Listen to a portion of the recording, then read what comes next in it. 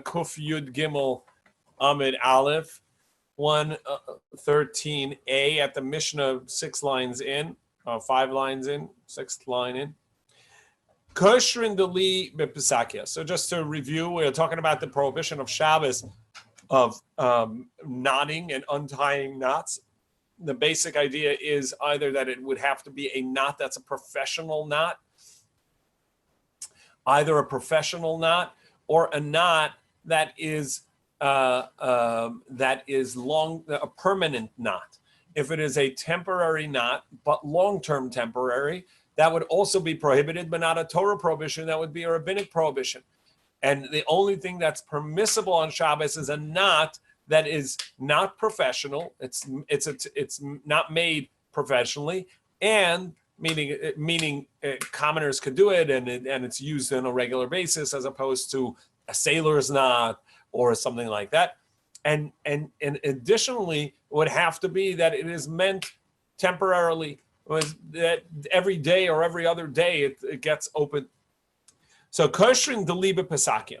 So you're allowed to use a belt or a type of strap that has another function. So you're allowed to use that if the well bucket rope, the rope to the well bucket snapped, and now you need to get some water from the well on Shabbos. So you can use this belt or strap or something like that on Shabbos and attach it, because that knot is not going to remain there. That's what Gemara is going to explain. But not with a rope. However, Rabbi Yehuda says you may even use a rope, and the Gemara is going to explain that Rabbi Yehuda must be talking about a rope that's not going to remain there either. Kollel Amar Rabbi Yehuda, a general rule, Rabbi Yehuda said, Kol kesher she'eino shel kayama ein chayav elav. That in order to have a Torah prohibition, it's only going to be a Torah prohibition if the knot that you are making is a kesher shel kayama, meaning it is a permanent knot. It is going to remain there. That's when it is going to be a Torah prohibition. Yeah. Says the Gemara. Chevel demai. What kind of rope are we talking about that we said according to Rabbi Yehuda is going to be permissible, and according to Chachamim prohibited? Are we talking about a regular rope? Of course, Rabbi Yehuda matir. How could a Rabbi Yehuda say it's permissible? A regular rope is something that you would leave there on a regular basis. So why in the world would that be permissible? It should be a Torah prohibition. Rather, it's a weaver's rope. It's a rope that is made as a part of the weaving process, and this person that's weaving is going to use it today, but actually is going to need it again afterwards. So he's only going to tie it to the well, to the bucket in the well now on Shabbos, but he's not going to leave it there. Eventually, at the end of the day or the next day, when he needs to weave, he's going to remove that. Lememra. So you're saying, according to that, the Rabbanan Savri Gazrina Chavel de Gardi Alter Chavel de Alma, that the Chachamim prohibited on account of the people are going to mistake one rope for another. And even though that you yourself know this is your weaver's rope, and it's something that you're going to only leave there temporarily, and then eventually you're going to remove it in a day or two and you're ready to work. So great. So for you, it's going to be permissible. But other people may not know this, and they will compare a regular rope to this, and they can say, we saw Tzvi Fischer tying a rope on Shabbos to the bucket. They will do the same, and or I myself may make the mistake and do the same, and end up making a permanent knot on Shabbos. Rabbi Yehuda says, no, we're not concerned about that, and we don't prohibit one for the other. For a minute. So we now have a contradiction. It says that a rope on Shabbos, from a rope that's attached to the bucket, and it broke on Shabbos, it ripped on Shabbos. So what should you do? Don't make a knot in it, in the two halves, but rather just make a bow.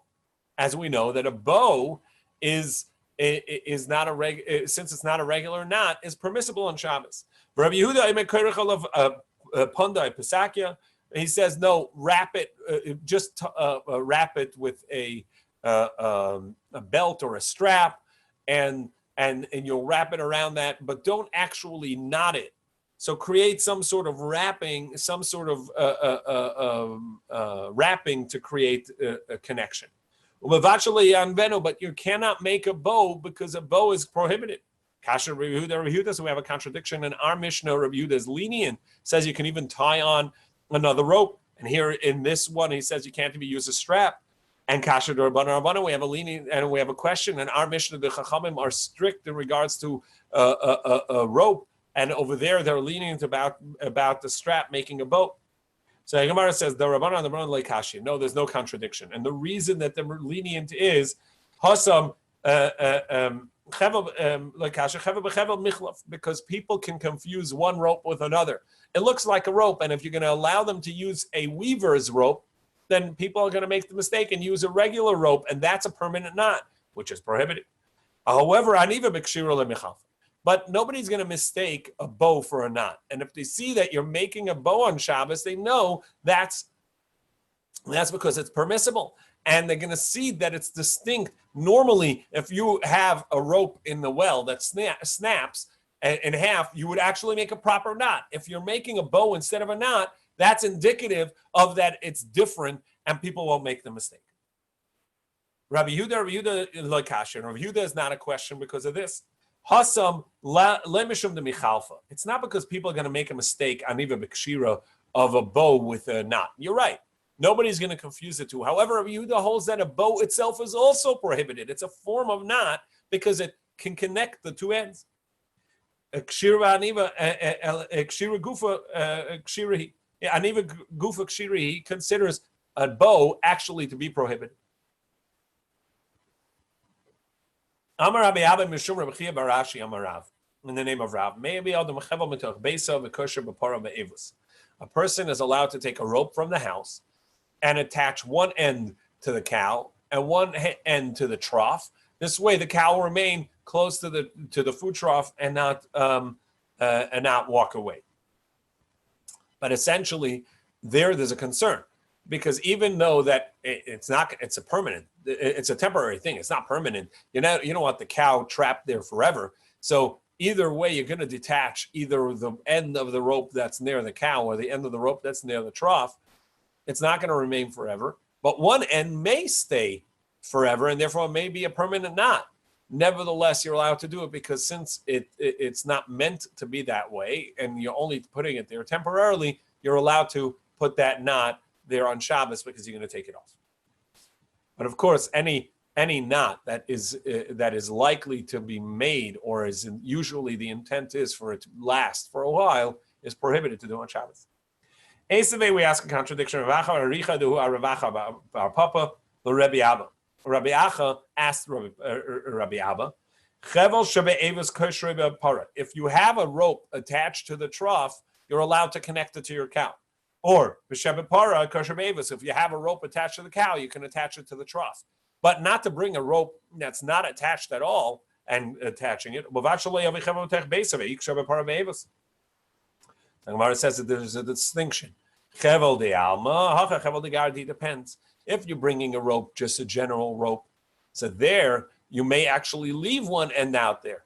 And so therefore, only if one end is already tied can you tie the other end, because that end is likely to be open within the day. Whereas if you're bringing a rope that you have another use for, just like this, the gardi rope, the rope that a weaver uses. So therefore, it's a temporary thing that he's putting it out there, but he's going to untie both ends by the end of the day and bring it in because he needs to use it. And therefore, we're not concerned that it's going to be a permanent knot, and he can do so. Amar Rav Yehuda, Amar Shmuel. So now that we're talking about the weavers, so Rav Yehuda said in the name of Shmuel, and he explains like this: Kli kiyua mutal taltal b'Shabbos. So there's a vessel, basically a rod, that is used in weaving in order to create a tight vertical line, and those rods are going to be prohibited generally to be moved because they are a vessel that is meant for prohibited work, because you're not allowed to weave on Shabbos. So generally, you would not allow to be to move it. Nevertheless, you can move them. Now, there's two types of muksas of something that is not usable on Shabbos because its main function is for a prohibited item, or for prohibited work, that you're not allowed to move on Shabbos. Either something that is kli shemalachto le'isser, something that is a vessel that is designated for a prohibited work, as well as there is a kli muksa machmas chesron kis. It's something that you don't allow anybody to use it for anything else because it may damage it. So, for instance, if you have a particular type of blade, that it's a very particular, and you need it, let's say, for carving, or a shochet for shechting. So that's a kli shemalach. That's a muksa machmas chesron kis. It means it can get damaged. It's not the cost of the item, but rather I don't want it used for anything else because it's delicate, it's particular, and I don't want it to break. There's a kli shemalachta le'isser, which is something that I may not be so concerned about it getting damaged or injured and broken, but rather it has a specific use, and that's all it's used for. And that's what these rods we're talking about. But since you're not so careful with it, and you could use it for other things, you're allowed to move this rod. And if you look at number C, letter C over here, this is the lower rod. And on top, the upper rod, these are called sticks. And they hold the warp, which is the vertical lines, in place and tight for the weaving process. As you can see in this image as I'm showing, these are the sticks that go horizontally and hold the vertical lines tight apart from each other. So that you're allowed to move on Shabbos. So, what we talk about, the upper or the lower? The upper and the lower in this particular loom, which is called the European loom, the lower one was was close to the person that's doing the weaving and throwing the shuttle back and forth, bringing the horizontal lines across, and the upper one was the one farther away. There are other types of looms that actually was the other way around, that the upper one was the one closer to the one weaving, and it had a different type of weight system to keep the threads tight. Either way, the kovet elyon and kovet tachton, these upper and lower weights that are keeping the rods, the loom, tight, are you allowed to move them on Shabbos? In other words, does it have any other use, or is it specifically designated for the prohibited work and you wouldn't use it for anything else and it'd be prohibited? In v'lav arafi biyadi. So he didn't have a good answer. Sometimes he say yes, sometimes no. It was loose in his hands. The vessels, the rods, are permissible to move. Even the upper and lower rods, as I'm showing you here. But the side bars, which were beams that held the whole loom together, that was something that was not allowed to be used. In this particular version, the loom is sitting on a rod that is not in the ground, but this is a European loom. But in the Babylonian looms, that rod was actually in the ground, and if you pull it out of the ground and you move it, actually it's going to cause digging and cause the hole to open. Amar Rabbi of Nachman, Maishna Amudim Deloy, Gumus, is it on account of making the holes in the ground? Gumus Memelikav. That's not a problem. That's happening on its own, because so the holes are not a problem. It's happening on its own. And we see that that's true, that if you can pull something out of the ground, even though it leaves a hole and actually may widen the hole, that's not a problem. The Tanan, as we learned earlier in the Masechta, somebody has vegetables, so they didn't have fridges. So how they keep the vegetables fresh? They would put it on their ground. But if it's on the ground, you can't take it out on Shabbos because you're digging. So they would leave the heads, the leaves, sticking out of the ground. And this way you can pull the whole thing up. So hatomin lefes, somebody takes a turnip, it's nunus or radish, and it puts it underneath the ground, tachas hagefen, beneath the vineyard. And so we said, im mixas alamegulim, some of the leaves are still above the ground and uncovered. Ein choshish, it's not a problem. What's it not a problem about? Many halachas. It's not a problem. Mishum kilayim. It's not like he's planting vegetables in a vineyard, which is prohibited because it's mixing seed. That's not a problem because he actually intends to take it out, and you can still see the vegetable, so you can pull it out. Mishum shvius. It's also not a problem of shmita. On the Shemitah 7th year, you're not allowed to plant. This is not considered planting. You can put it in there because you're just storing it underground. You don't have to tithe again, even though it was tithed already. If you replanted it, perhaps you have to tithe again. But over here, it's not replanting. No problem. V'nitolam b'Shabbos, and you're allowed to pull it out on Shabbos. And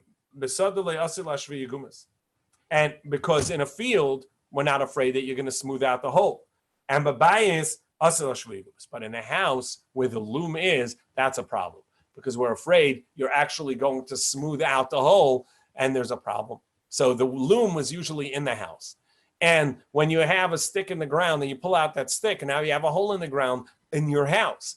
So there you may come to smooth it out. And as we've seen many times, the floor of their houses was dirt. Rabbi Yochanan asked Rabbi Yehuda bar Levi, these upper and lower rods, are you allowed to move them on Shabbos? No, you may not move them on Shabbos. Why may you not move them? Because you never want to use it for anything. And they're not taken. They remain in their place because they're heavy and they're specific to the job they do. So you're never going to use it for other uses. And therefore, you're not allowed to move it on Shabbos because it serves a prohibited action on Shabbos, weaving.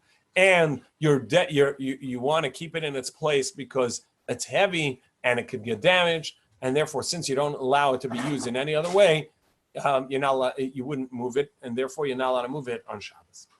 Next Mishnah. So this next Mishnah is going to deal with folding clothing. And you're not allowed to do so on Shabbos. Because you're making it perfect. You're it's like a tikkun mana, fixing a vessel, completing a vessel, because you need to fold it in a particular way, in a neat way, and so you're not allowed to fold a garment for after Shabbos in a manner that is fixing it, making it perfect. So says the Mishnah. However, garments that you're wearing on Shabbos, you take it off, you're allowed to fold it neatly. And you're allowed to put the bedspreads neat. Shabbos, from Friday night to Shabbos morning. But you can't do it on Shabbos with the intent of it being set for after Shabbos. So that means if it's nice because you're going to have guests, or it's just nice to make the house nice and neat, that you're allowed to do. But to fix a bed on Shabbos, for after Shabbos, you can't do that. Rabbi Shmuel says you can even do so from Yom Kippur on Shabbos. So Friday was Yom Kippur, Shabbos, and then go straight into Shabbos. You're allowed to do that. Also, the fats of Shabbos from a korban of Yom Kippur from a korban is allowed to be burned on Shabbos because usually, from Shabbos can be burned on Yom Kippur. Usually, the halacha is that you bring a korban on the day, and the nighttime, all the fats and the parts that go on the mizbeach are serviced there. So you're allowed to bring the korban on Shabbos, and then if a Sunday is Yom Kippur, so that night, which is the night of Yom Kippur after Kol Nidre, you can bring those parts onto the korban. But not vice versa. If Yom Kippur is Friday, the korban of Yom Kippur may not be completed and burnt on the mizbeach on Shabbos. Rabbi Kiva says either way is prohibited. You can't bring the fats from the korban of Yom Kippur on Shabbos or from Shabbos on Yom Kippur. Amr Devei Rabbi Yanai, in the Academy of Rabbi Yanai, it said this, that it says that you're allowed to fold your clothing on Shabbos and make it neat. That's only if you're doing it yourself. But if it takes two people to do, and that's much more meticulous, so that is going to be prohibited. And also, Even if a person is doing it alone, that's only new vessels, which anyhow it has its creases and it's neat and nice anyhow. By old garments which have become wrinkled and become really lost its shape, and when you fold it, you're actually helping it retain shape and become neat and nice. That you can't do on Shabbos. And even new garments, and we didn't say that's only in white garments. But colored garments, you're not allowed to. It seems like the colored garments, the dye, also caused the material to lose shape, and you needed to fold it neatly in order to create its shape. However, this is only, even this that you're allowed to fold, that's only if you have nothing else to wear. But if you have another garment to wear, so then you can't do that.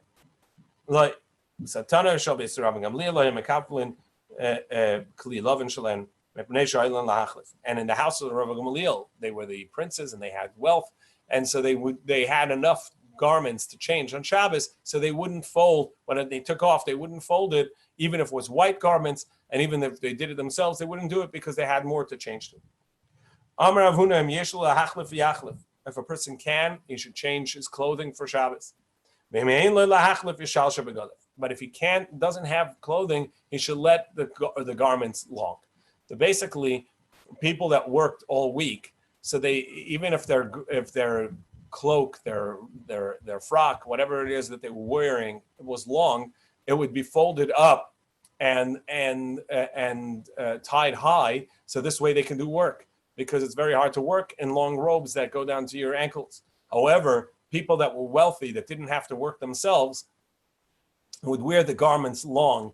It was a show of honor, and it would show that they didn't need to work in the fields and didn't need to work on the ground. So on Shabbos, if somebody can change their clothes and make it nicer, great. And even if they can't, at least let the frock, let the smock go down all the way. So this way it's showing in honor of Shabbos that you're not working and that you don't need your garment to be held up high. Maskefler of Safra. So Safra challenged. How can you do that? It shows haughtiness.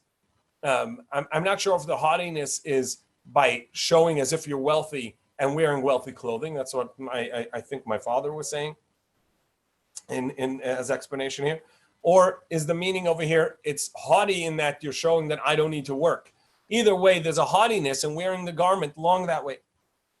So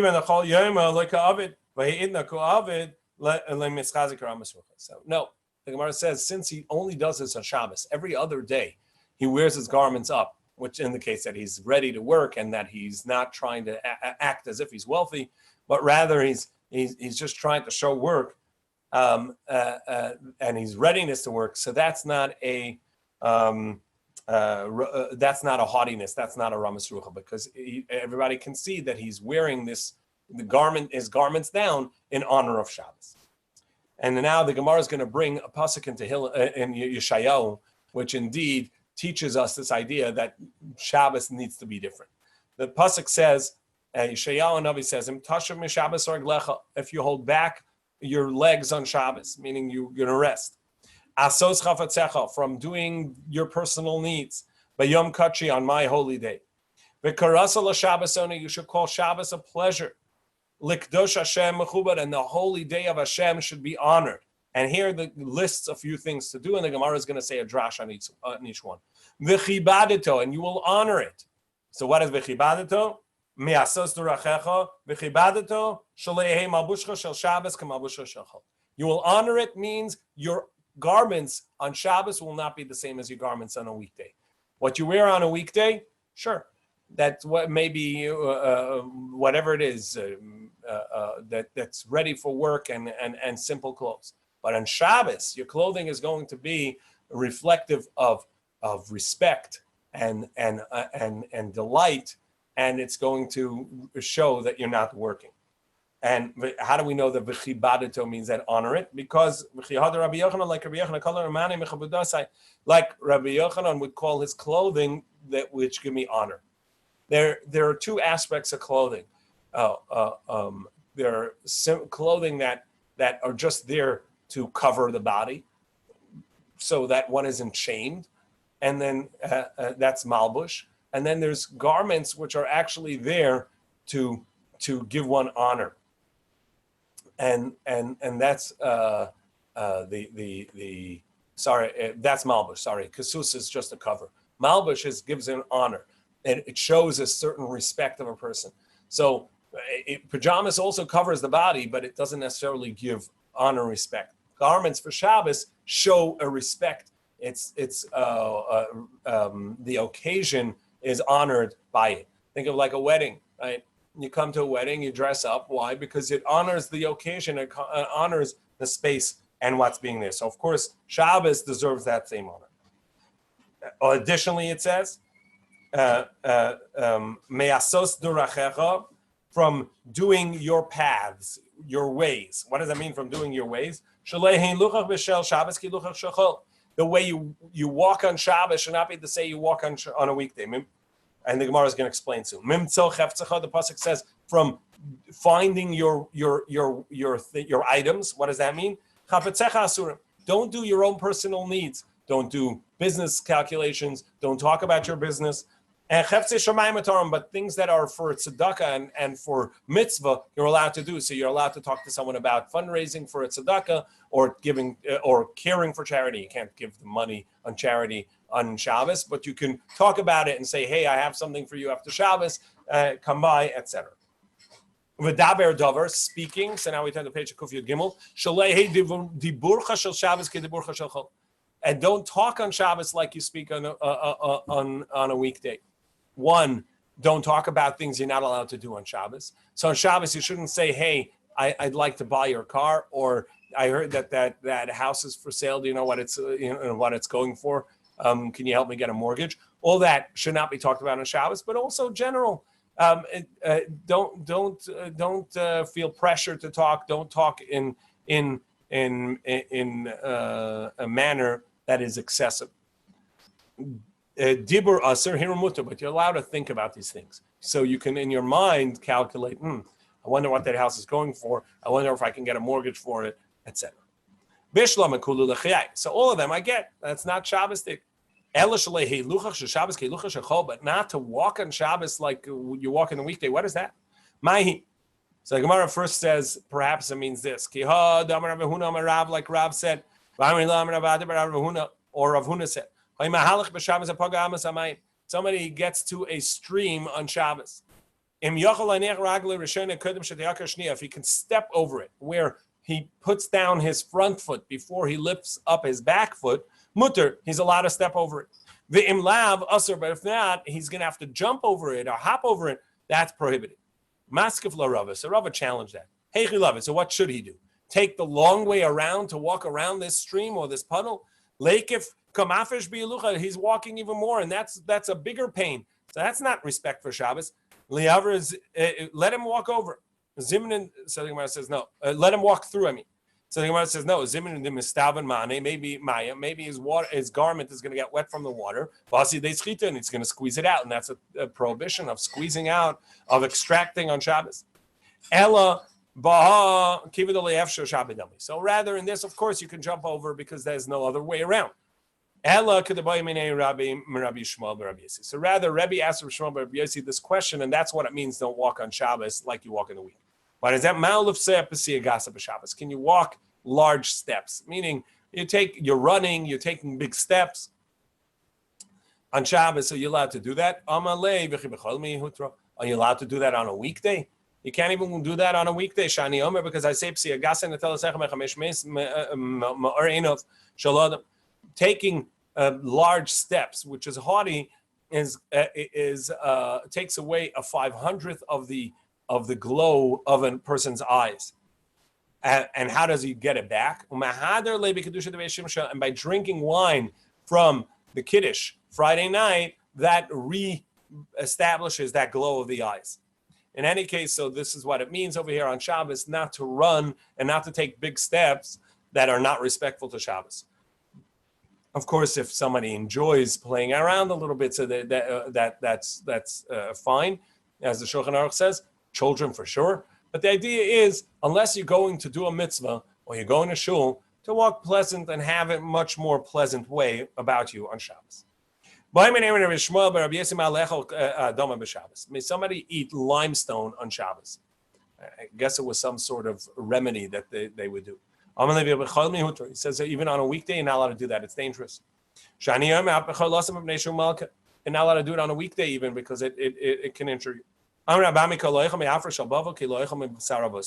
Rabbi Ami said, actually, you can't eat limestone or any ground, any dirt from Babylon, from Bavel, because if you do, it's like you're eating your ancestors because of the amount of people killed there, or because the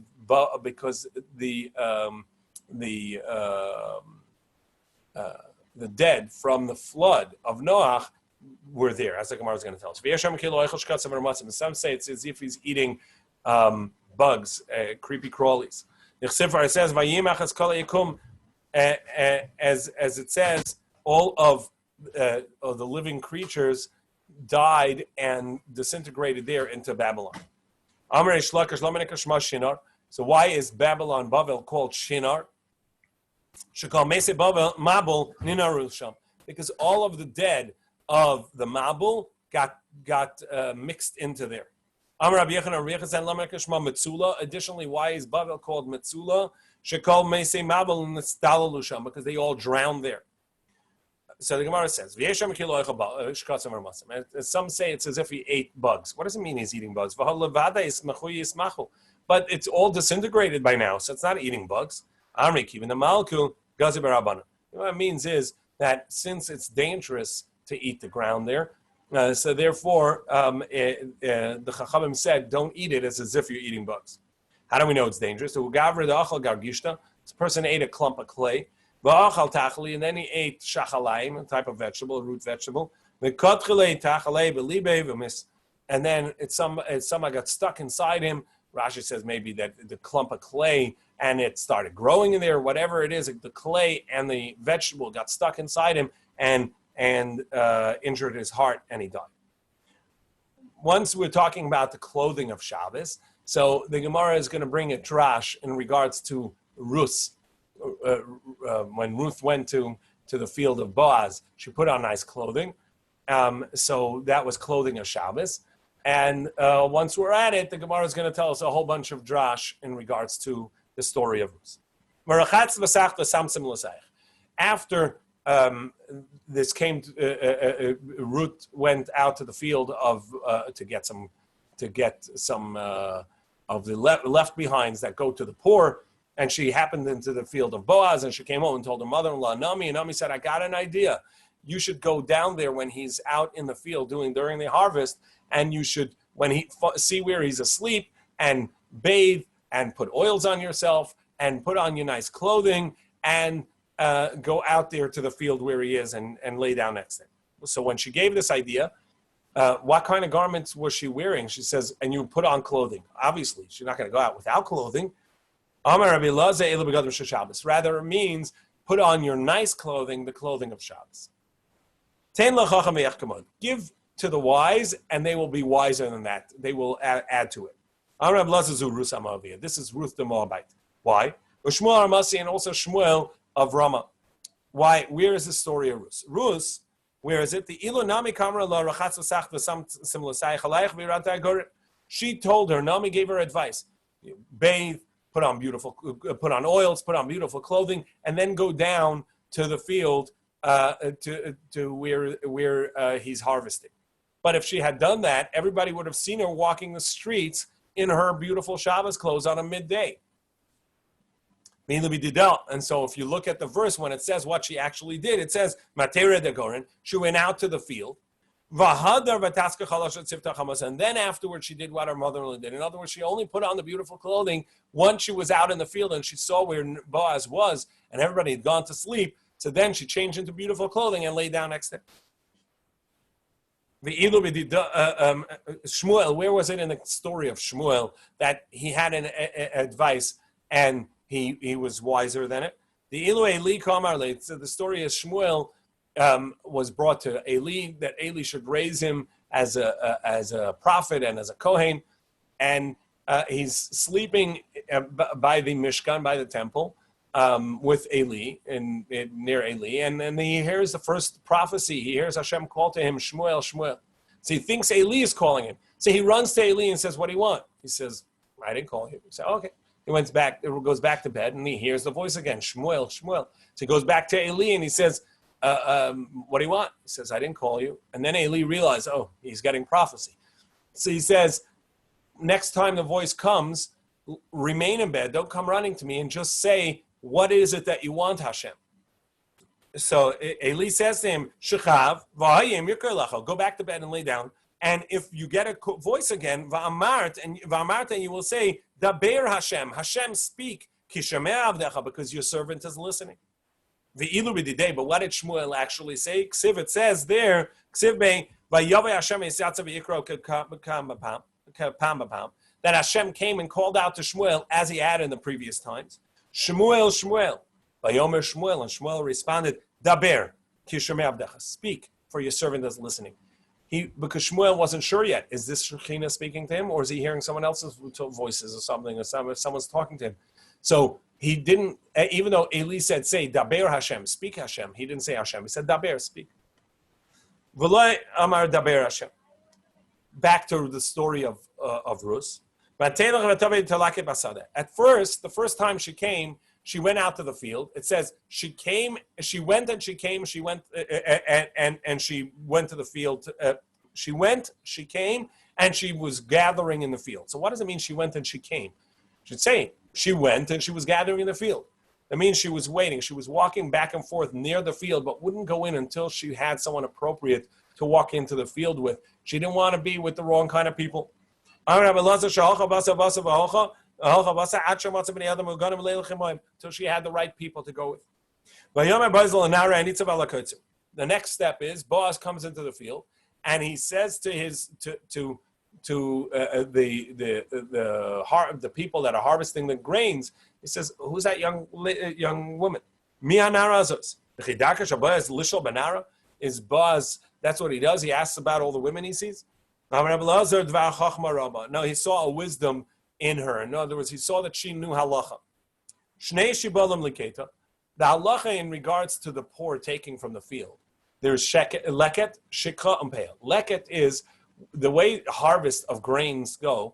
So you have a bunch of stalks. They grab a whole bunch of stalks and with the sickle, they cut it down. And then they bind that into bundles. As you're doing that, one or two stalks may fall.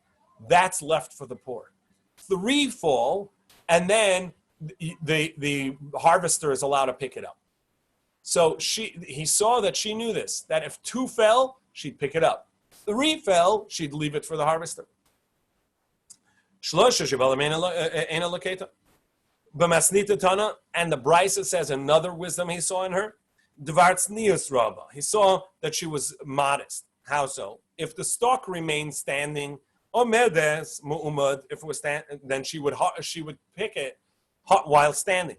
No fellas, but if it had fallen to the ground, she didn't just bend over at her waist, which is a lack of modesty. Rather, she would crouch down with her back straight up, so this way she could take it in a sitting position, which is much more modest. And Boaz says to her, you can hang out with my maidens, with the girls that are working my fields. So he says, Tidbakun, you will cling to my people. Is it the way of Boaz to cling with women? So Rabbi Lazar says,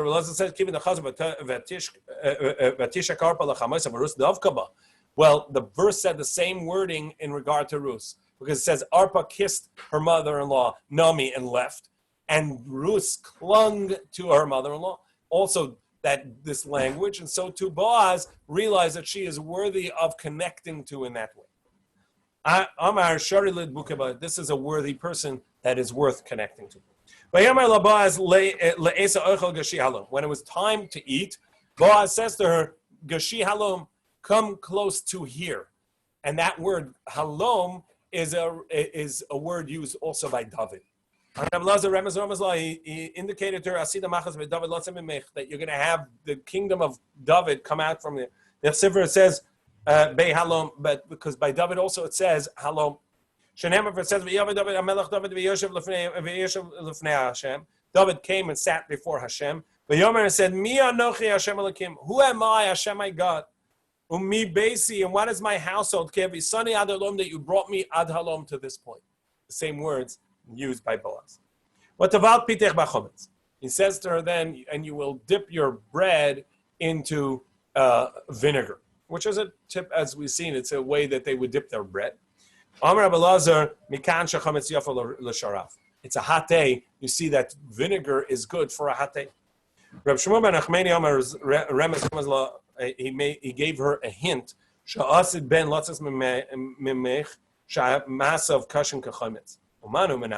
He hinted to her that just like you're going to have the kingdom of David, and David will be a great person, you're going to have Menashe, a descendant of David, whose actions are as sharp and as bad as vinegar, because he was evil.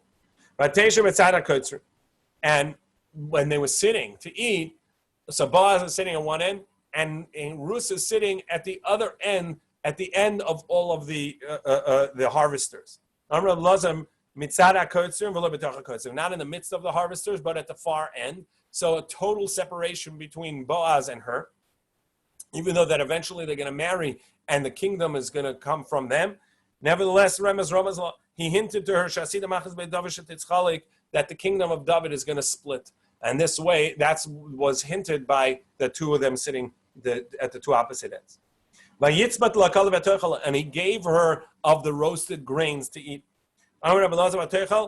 It says she ate, and she was full, and she had leftovers. So when did she eat? That's a hint to the days of David, wealth. And further wealth, being satiated in the days of Shlomo. And there was excess, the wealth of the days of Bimei Chizkiyahu. Ikadamri, that those who say Vatochel Bimei David, Uvimei Shlomo, she ate, which is the wealth of David and Shlomo. Batisba Bimei Chizkiyahu, and the wealth, and she was satiated, is the wealth of Chizkiyahu HaMelech, the King Chizkiyahu. And Vatosar, and there was excess, there was leftovers, Bimei Rebbe. That's the wealth of Rabbi Yehuda Nasi, who was a descendant of David HaMelech and was the prince, and he was exceedingly wealthy. The Amar Mar, Aharure de Rebbe Havatim Eshma Malka, that the stable keepers of Rebbe, of Rabbi Yehuda Nasi, were wealthier than Shavor Malka, who was a king at the time of the Babylonian Talmud. And in the Brisa it says, she ate, satiated the plenty of this world, and the tispa, the satiation, is the plenty of the days of Mashiach, and the excess is the leftovers for the time to come, the world to come. We'll continue tomorrow, B'ez Hashem.